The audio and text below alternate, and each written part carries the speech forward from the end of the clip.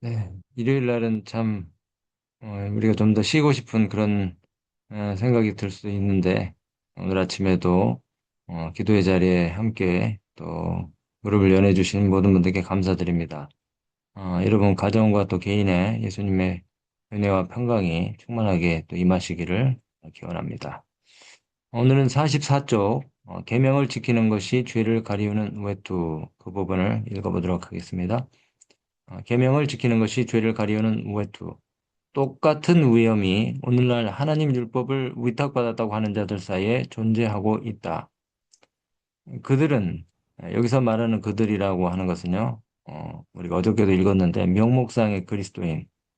그러니까 교회는 다니지만은 자기 부정과 십자가를 지고자 하는 정신이 부족한 사람들을 말합니다. 명목상의 그리스도인들은 자신들이 하나님의 계명을 간직하고 있기 때문에 하나님의 권능 있는 심판에서 자신들이 보존되리라고 생각하기 대단히 쉽다. 그들은 죄악에 대해서 책망 듣기를 거절하며 하나님의 종들은 진영에서 죄를 내어 쫓는 일에 지나치게 열심이라고 비난한다. 죄를 미워하시는 하나님께서는 그분의 율법을 지킨다고 하는 자들이 모든 죄악을 멀리할 것을 호소하고 계신다. 하나님의 말씀을 순종하고 회개하는 것을 등한히 하면 고대 이스라엘 백성들에게 이르렀던 것 같은 중대한 죄의 결과를 초래하게 될 것이다. 오늘날 우리 그리스도인들이 매일같이 성령의 침례를 받고 하나님을 만나는 경험을 해야 되는데 그런 경험이 없이 신앙생활을 하고 있는 사람들이 많이 있는 것 같아요. 우리가 진실된 그리스도인이라면은 매일같이 자아부정을 우리가 경험을 해야 되거든요. 근데 이 자아부정을 경험하지 못한 채 육신적인 혈기로 육신적인 혈기로 자기 힘으로 살려고 하는 사람들이 많아요. 하나님을 의지하는 삶이 아니라 자기 자신을 자부하는 믿음을 가지고 무늬만 그리스도인인 채 살아가는 그런 그리스도인들이 점점 많아지고 있습니다. 그래서 우리가 영을 따라서 살지 않고 육신적인 그런 그리스도인으로서의 신앙을 하게 되면은 조금만 누가 밟아도 아주 거세게 저항하고 기분 나빠하고 호전적인 그리스도인이 되기 쉬워요. 고슴도치처럼 자기 자신을 보호하기만 급급하고 희생이나 헌신이나 손해를 보려고 하지 않을 수 있습니다. 조금 더 내가 더 편하고 또 내가 더 누리고 또 내가 더 차지하려고 하는 그런 정신으로 그러면은 믿지 않는 세상 사람들과 별반 다를 게 없잖아요. 근데 이런 사람들이 이런 신앙인들이 또 계명은 꼬박꼬박 지킵니다. 습관적이고 또 타성에 젖은 그런 신앙을 가지고 계명은 잘 지켜요. 안식일에 교회는 나옵니다. 11조도 내고요. 그런데 이해심이 부족하고 타인에 대한 배려가 없고 욕심과 이기심이 많은 그런 오래된 신앙인, 영혼구원에 대한 관심이 전혀 없고 자기 생업에만 몰두하여서 지내다가 안식일에만 교회 나오는 그런 그리스도인이 되기가 쉽다는 거죠. 그래서 이런 사람들이 자기가 그냥 안식일날 교회 꼬박꼬박 나오고 헌금 생활하고 이렇게 하는 것이 구원의 도리 의무를 다 했다고 그렇게 착각을 하면서 이것이 또 평소에 정말 그 무관심과 냉대를 하나님 사업하지 않고 그냥 생활하는 것에 대한 모든 의무와 책임들을 다 상쇄한다고 그렇게 착각을 하는 것이죠. 계명을 지키는 것이 매일같이 무의식적으로 짓는 모든 죄를 가리우는 외투라고 그렇게 착각하면서 신앙생활을 하게 된다는 것입니다. 참 오늘 이 말씀이 상당히 우리의 그 신앙의 현 주소를 파악하게 하고 또 우리의 신앙의 상태를 갖다가 점검하게 하는 그런 말씀인 것 같아요. 그래서 어, 우리가 매일같이 이렇게 아침에 기도회를 하는 것도 성령의 침례를 받고 무뎌진 우리의 신앙의 상태들을 갖다가 점검하고 회복하기 위한 그런 목적도 있어요. 사실 우리가 예수님을 개인적으로 만나지 않으면은 전도해야 된다, 영혼권위 해야 된다 이렇게 늘 얘기를 하지만은 그것이 굉장히 무겁고 마음에 부담이 되는 이야기로 들릴 수가 있습니다. 그래서 먼저 우리가 말씀을 통해서 또 개인적인 헌신의 기도를 통해서 내 자신이 성령의 침례, 성령의 능력을 충만히 받고 그렇게 하면은 전도하는 것이 아주 자연스럽게 이게 어떤 책임감과 의무감으로 되어지는 것이 아니고 정말 너무 가슴이 벅차고 주체할 수 없는 그런 그 기쁨, 그 물동이를 버려두고 동네에 가서 내가 메시아를 만났다고 그 전했던 그 사마리아의 여인처럼요. 그다음에 또 그 예수님이 게네사렛 호수에 도착했을 때에 두 광인이 막 예수님과 제자들 찢을 것처럼 달려들었잖아요. 거품을 물고. 그들이 예수님을 만났을 때에 에, 그 대가벌리의 최초의 선교사로서 그들이 갔잖아요.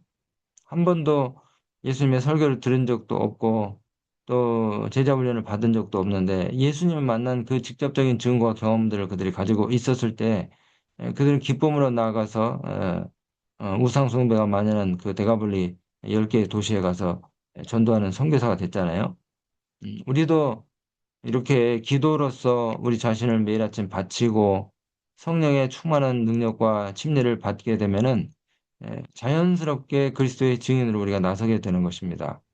그리고 이렇게 율법주의적인 신앙이 아니라 정말 믿음으로 말미암는 의, 새 천사의 기별의 그 진수를 우리가 아, 경험하고 깨닫고 더 이상 계명을 지키는 것이 죄를 가리우는 외투가 되지 않고 자발적인 신앙인으로서 또 능동적이고 역동적인 신앙의 그 힘을 가지고 그리스도의 증인으로서 우리가 나서게 되는 것이죠.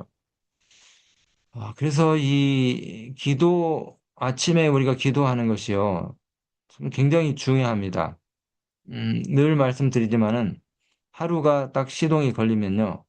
금세 시간이 지나가 버리잖아요. 금세 시간이 지나가 버립니다. 내가 도대체 뭘 했는지 알 수도 없어요. 하루 딱 시작이 되면은 나도 모르게 잠자리에 내가 누워 있는 것을 알게 됩니다.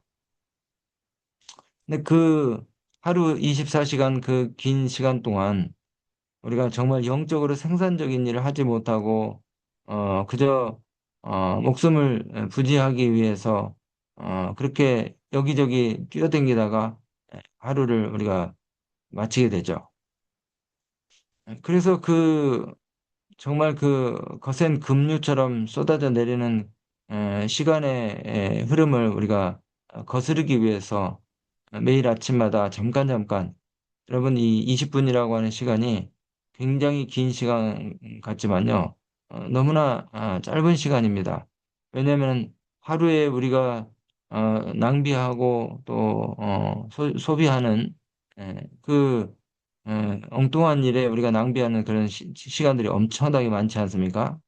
짜투리 시간들을 갖다가 우리가 다 모으면은 정말 생산적인 일을 할 수 있는 수시간들을 우리가 매일같이 낭비하고 보냈는데 아침에 이 하나님의 말씀을 우리가 잠깐 듣고 또 개인적으로 헌신의 기도를 올리는 뭐 3, 40분의 시간 이 시간은 어쩌면은 이 우리가 낭비하는 시간에 비하면은 그렇게 길지 않은 시간이에요. 근데 이 잠깐의 시간 동안 자아부장을 경험하고 십자가 앞에 우리 자신들을 갖다가 완전히 우리의 모든 짐들을 내려놓고 또 성령의 침례를 받고 하나님을 만나는 경험을 하고 또 자신을 자부하는 믿음을 내려놓고 하나님을 의지하는 삶을 살기로 그렇게 결심하는 이 귀한 시간들이 정말 영혼 구원을 위해서 우리 자신들을 갖다 환골탈태시키는 그런 의미 있는 시간이 될 수 있다면은 얼마나 유익한 시간이겠습니까?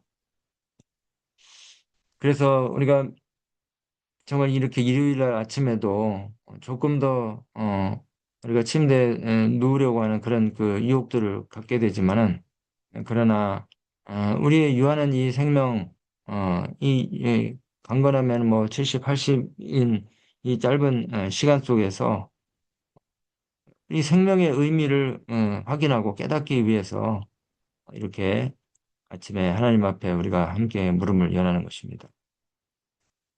그래서 더 이상 우리가 형식적인 신앙인, 명목상의 그리스도인, 그리고 무늬만 교인인 그런 이 것들을 우리가 좀 이제 벗어나서 정말 하나님을 알고 또 하나님을 만나는 매일같이 정말 영혼을 그리스도께로 인도하기 위해서 우리의 시간들을 값지게 사용하는 그런 참된 그리스도인이 되기를 바라는 마음으로 오늘 우리 모두가 기도에 참여해 주셨음을 제가 그렇게 믿고 또 알게 되는 것입니다.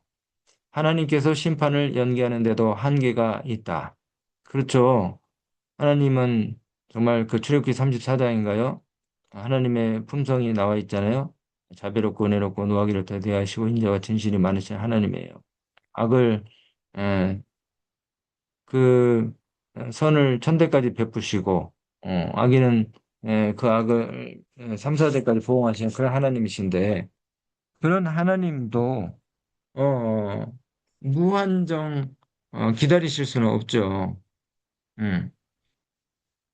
그래서 하나님께서 심판을 연기하는데도 한계가 있다 하신 이 말씀은 하나님의 자비와 사랑이 부족하다는 것이 아니고 우리가 그분의 호소와 부르심에 반응하지 않는 것이 너무 정말 어처구니 없고 무한정 우리가 하나님을 거역하고 거절하다는 것이죠.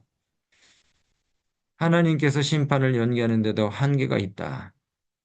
오늘 또 하나님의 그 부르심과 호소의 음성에 우리가 좀 반응하는 오늘 귀한 하루의 출발이 되기를 바랍니다. 죄악으로 인해 죽은 상태. 현재 우리 교회를 구성하고 있는 사람들의 대다수가 죄악으로 인해 죽은 상태에 놓여 있다. 그들은 돌적에 매달려 있는 문짝처럼 드나들 뿐이다. 돌적에 있는 경첩처럼 왔다 갔다만 한다는 것이죠. 예, 정말 그 신앙의 뜨거운 체험과 경험이 없이 습관적으로 그 뭐 무슨 우리들끼리 하는 뭐 자치 모임이라든가 개 모임이라든가 하는 것처럼 시간이 되면은 갔다가 또 다시 왔다가 이렇게 그들은 여러 해 동안 가장 엄숙하고 감동적인 진리의 말씀을 충족히 들어왔지만 그것을 실천에 옮기지는 않았다. 그러니까 계속 반복되는 말씀이 그겁니다. 명목상의 그리스도인, 이름뿐인 그리스도인, 농명책에 이름만 올라가 있는 그리스도인, 믿는다고 공언하지만 삶을 통해서 그리스도를 드러내지 못하는 그런 교인들, 제7일 안식일 예수 재림 교인임을 감추는 신자. 네. 그러므로 그들은 진리의 귀중함을 점점 의식하지 못하고 있다. 근데 이게 그럴 수밖에 없어요. 말씀을 계속 묵상하고 또 그 말씀을 통해서 회개와 자복을 경험하고 자신을 돌아보는 그 생애의 경험이 없다면은 당연히 그럴 수밖에 없습니다. 당연히 그럴 수밖에 없어요. 그들은 믿는다고 공언하나 경건의 능력은 부인한다. 이런 상태가 계속된다면 하나님께서는 그들을 버리실 것이다. 네, 참 두려운 말씀이죠. 우리가 하나님이 우리를 버리실 것이다라고 하는 그 부분에 우리가 강조점을 두어서는 안 되고요. 예, 우리 자신들이 하나님을 만나는 경험을 해야 되겠다. 하나님께서 우리를 기다리신다. 이 부분에 우리가 좀 더 초점을 맞춰야 될 것 같아요. 45쪽입니다. 그들은 하나님의 가족의 한 식구가 되는 것을 스스로 부적당하게 만들고 있다. 인간 도덕가, 자기 자신을 그리스도인이라고 부르는 많은 사람들은 단지 인간 도덕가에 불과하다. 예, 윤리적인 사람이 우리에게 필요한 것이 아니고 하나님을 만난 경험이 있는 진정한 그리스도인이 되는 것이 우리의 목적이죠. 세상에서 그리스도를 올바르게 나타냄. 예, 세상에서 그리스도를 올바르게 나타냄으로 그분을 영화롭게 할 수 있는 유일한 선물을 그들은 거절하였다. 예, 인간 도덕가와 참된 그리스도인의 차이가 뭘까요? 인간 도덕가와 참된 그리스도인의 차이는 차이보다도 일단 공통점은 착한 일을 할 수 있습니다. 윤리적인 사람도 거듭나지 않은 그리스도인도 착한 일을 할 수 있어요. 남에게 피해는 안 끼칠 수 있습니다. 예. 그리고 법 없이도 살 사람들이라고 그렇게 칭찬받을 수 있어요. 그런데 이 윤리적인 사람과 참된 그리스도인의 차이는 어려움이나 위기가 닥쳤을 때 그 차이가 드러납니다. 평소에는 잘 몰라요. 역경이나 고난이 왔을 때에 그 차이가 드러나게 됩니다. 에, 그래서 이 참된 그리스도인은 고난과 역경이 왔을 때에 자아가 완전히 죽고 그리스도가 드러나기 때문에 그때 빛을 발하는 것이죠. 세상에서 그리스도를 올바르게 나타내므로 그분을 영화롭게 할 수 있는 유일한 선물을 그들은 거절하였다. 성령의 역사가 인간 도덕과 그들에게는 생소한 것이다. 오늘 아침 다시 이 기도에 오신 저와 여러분들이 2000년 전에 이 마가의 다락방에 모였던 120명의 제자들처럼 우리 죽어가는 교회를 위한 생명을 불어넣을 불쏘시개가 되기를 간절히 바랍니다.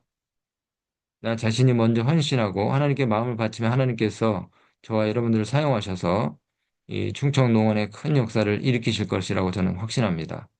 우리가 소수이지만 정말 간절하고 진실된 마음으로 이 부모가 자식을 애틋하게 여기듯이 그런 마음으로 우리가 우리 교회와 또 우리 성도들, 믿음의 가족들을 우리가 바라보면서 어저께도 우리가 그 은사에 대해서 교과 시간에 공부했잖아요.